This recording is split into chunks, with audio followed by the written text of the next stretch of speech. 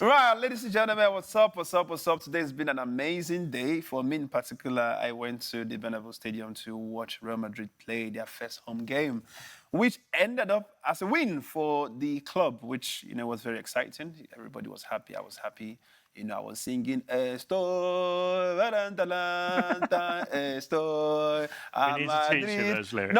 No, listen, I definitely have to start learning that stuff. Maybe we can get a prompter over there and you can... Yeah, and just give me a week, and if I'm not able to sing it word by word, Wow, we say sing.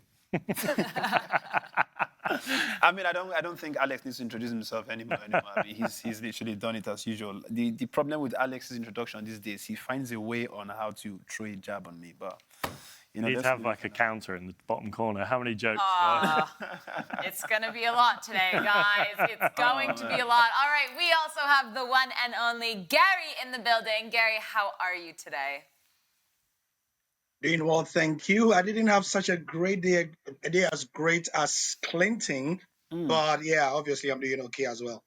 Good. I'm happy to hear. And for those of you who were watching the Leganes Las Palmas game, guys, that ended off 2-1 for Los Pepinos, who are 5th in the league right now. Not a bad start. Not a bad start at all. Just south of here, maybe we'll. Didn't we all say that we're going to get relegated, Sarah? Didn't Gary, almost all the three of us say? Long season ahead. Long talk. Give me Gary, I 10 think weeks. it's too early. Give me 10 weeks. Didn't the three of us say that we're going to get relegated, though? Okay, they were also playing Las Palmas. Do what you want with that information. Well, exactly.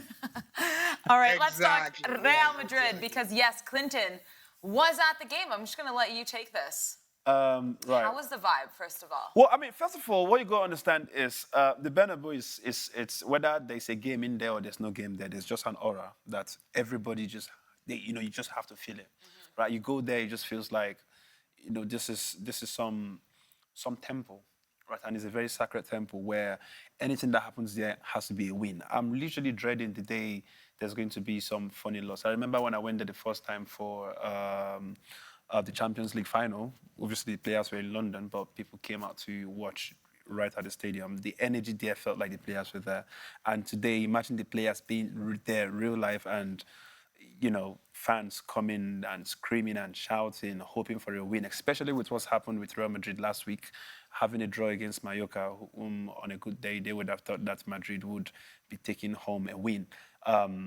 Today, they were all really high in spirits, hoping that a team that's just been promoted would not come to the Bernabeu Stadium and clinch a point. And, I mean, from the start of the game, it was quite difficult. Personally, I was scared. I was watching it from the top where you had all the members of the press, the commentators, everybody, and, you could just see everybody shaking their head saying, what is going on? Like, this is a team that not everybody can even pronounce their name properly. And look at these guys kind of like struggling. I can tell you for free that till this moment, I'm still struggling to pronounce that name. I know it's Real Valladolid. Valladolid. That's hard. That's what you think, Sarah. There's a part of you inside that has the Spanish or the whatever roots. I've noticed for people like me who have come from. And I knew you were going to say that. You are not going to use Gary. You are not going to use Gary. Gary has been a football man since he was born. Gary has a certificate of whatever stuff he does. So you're not going to use Gary as some comparison to me. Don't even try it, fam. Don't try it. But anyway, Gary, how do you pronounce the name of that team? I've been pronouncing it professionally for 15 years, so I can do it in my sleep. So okay. Valladolid. I mean, come on, man. All right, okay. So yeah, so it cannot. Obviously, you cannot use him as to. I mean, Gary. I'm sure that. Anyways, no. Let's just continue. Let's just continue. When I think about argument, I remember who Gary is when it comes to football. I'm like, let's just allow it. Allow it, fam. Right, it was. How was it? How was it though? It was beautiful. Obviously, the first 45 minutes, everybody they were like scared, like, what is going on? Miserable. Truth is, Real Valladolid. Valladolid. It's going to be this whole Lamine Yamal and You whatever can we say had. the away team, the visiting team. Oh, yeah, okay, let me just call them The visitors. They put up a strong fight. Yeah. Especially if you're coming to Bernabeu to play. And you're not just coming to play, you're coming to play the best players in the planet as we speak. We're talking about Vinicius Junior, Mbappé, and you even had Rodrigo doing some crazy moves today, right? But where was the goal? The goal was nowhere to be found. And you could see when they tried to counter Madrid, they were quite threatening. If they had somebody who was creative, like when I say proper creative on that midfield, who would see the runs, who would see because we were seeing it from upstairs. We could see that there were some passes that they could have made that would have literally ended Real Madrid, but nobody was able to do it. You could see them trying to be very safe, passing around. In as much as somebody was seeing a direct through pass that they could have made, you see them getting scared because they didn't want to make a mistake. But then again, you could still also see the fear that we are in such a stadium, right? This is Bernabeu, this is Real Madrid, this is the greatest club in the world.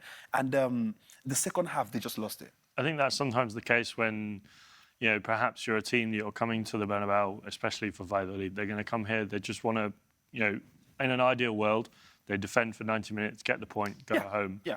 And I think when you're in that such a defensive mentality, sometimes when it comes to attack, you're like, well, I'm in the attack now. I just, you know, want to try and keep the ball for as long as possible so that the other team doesn't get it. They're not really trying to, you know, I'm sure they were thinking of ways to score goals, but when you're in such I guess, not a negative mentality, but a mentality of don't concede, trying to switch to that attacking mentality can be quite hard sometimes, and you're just focusing on trying to keep the ball away from the likes of Vinicius, the likes of Mbappé, and trying to just avoid the ball going in your own net. Yeah. I mean, even Mbappé, I can tell you for me being realistic, a lot of people were not happy with Mbappé today. Yeah. People just felt like... Both performances so far in the league. Yeah. It's just been terrible.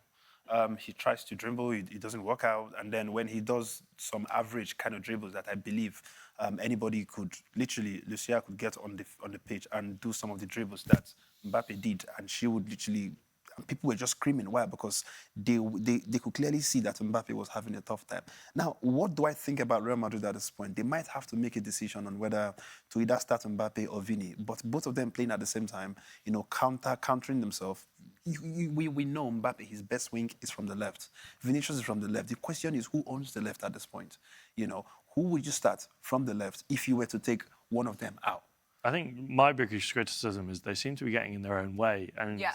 I know Mbappé, you know, theoretically was meant to be playing through the middle, but he did, you know, tend to drift out to that left-hand side. And you often saw for large periods of that, especially the second half, where Real Madrid were, you know, and the first half as well, Real Madrid were on the attack. And you could see Vinicius and Mbappé, they were 3-4 feet away from each other. And when you've got players so close together, no matter who you are, it's never going to work. Yeah. So I think for me as well, when you look at also on the right-hand side, Arda had so much space.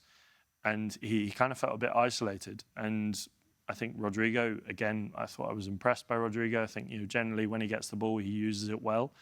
And for me, if I was, you know, Carlo Ancelotti, I would have made that switch, put, you know, Arda Güler in the middle. Rodrigo seemed to drift out to the right more, but he wasn't on the right enough. And I think when you stretch defences more, it gives more space to the team, to the players on the left-hand side, especially like Vinicius and Mbappé. We know the capabilities they have, the speed they have, the ability they have to take on players. Give them that space, stretch the defence. And it does surprise me, to be honest, that Carlo Ancelotti, I know it's a new team, you know, they're trying to get used to each other, but it surprises me that maybe he hasn't tried to jig things around a little bit more because, you know, Arda Güler is a fantastic player. We saw some of the passes he made through the defence. They were fantastic when he was playing in that 10 role, but he felt a bit isolated on that right-hand side for me today.